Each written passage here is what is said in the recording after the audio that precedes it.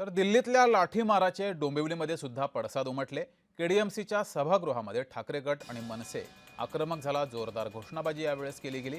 गोंधळानंतर कल्याण डोंबिवलीची महासभा तहकूब करण्यात आली आहे।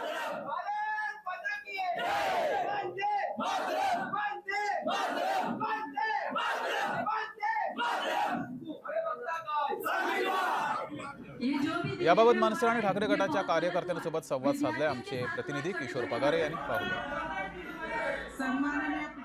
जी महासभा होती यामध्ये महाराष्ट्र नवनिर्माण सेना आणि उद्धव बाळासाहेब ठाकरे शिवसेना पक्षाच्या वतीने एक जोरदार हल्लाबोल केला। तर सभा तहकूब करण्यात आली। मी जातोय प्रथम प्रल्हाद म्हात्रे यांच्याकडे। काय सांगाल की ह्या घटनेकडे कसं पाहता?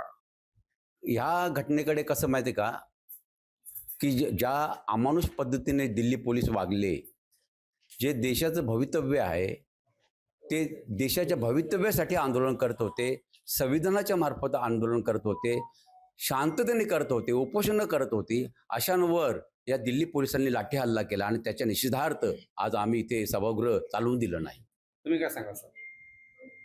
आज आमची सभा तहकुबी होती आणि मी खरोखर गल्लीपासून दिल्लीपर्यंत संपूर्ण देशभरामध्ये शहर असू द्या, ग्रामीण भाग असू द्या, सर्वच ठिकाणी ह्या विद्यार्थ्यांचं आंदोलन गाजतंय आणि एक ज्याला लोकशाहीचा गळा घोटण्याचा प्रकार म्हणूया किंवा संविधान पायदळी तुडवण्याचा प्रकार जो घडतोय दिल्लीमध्ये जंतर मंतरवर आणि पूर्ण दिल्लीमध्ये, आणि दिल्ली पोलिसांचा अमानुष जो काय हल्ले होत आहेत विद्यार्थ्यांवर, त्याचा निषेध म्हणून आजची या सभेमध्ये सभा तहकुबी होती। आणि त्याच्यामध्ये मनसे असू द्या किंवा काँग्रेस पक्षाचे किंवा राष्ट्रवादी काँग्रेस शरदचंद्र पवार पक्षाचे सर्वच, इव्हन इतर सत्ताधारी पक्षातलेही काही नगरसेवक ह्या बाजूने आमच्या बाजूने या आंदोलनात होते।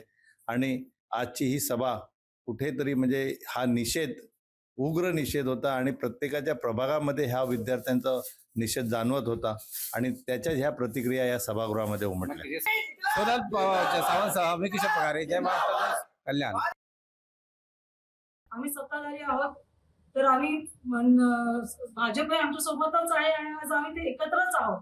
जे कामकाज चाललंय त्यांचं फक्त एवढंच होतं की जिथे आज दिल्लीला जे झालं आहे त्यासाठी फक्त त्यांचा विरोध होता, बाकी त्यांच्या कुठलाही असा विरोध नाही। आम्ही एकत्रच आहोत आणि एकत्रच काम करत आहोत। तर या संदर्भात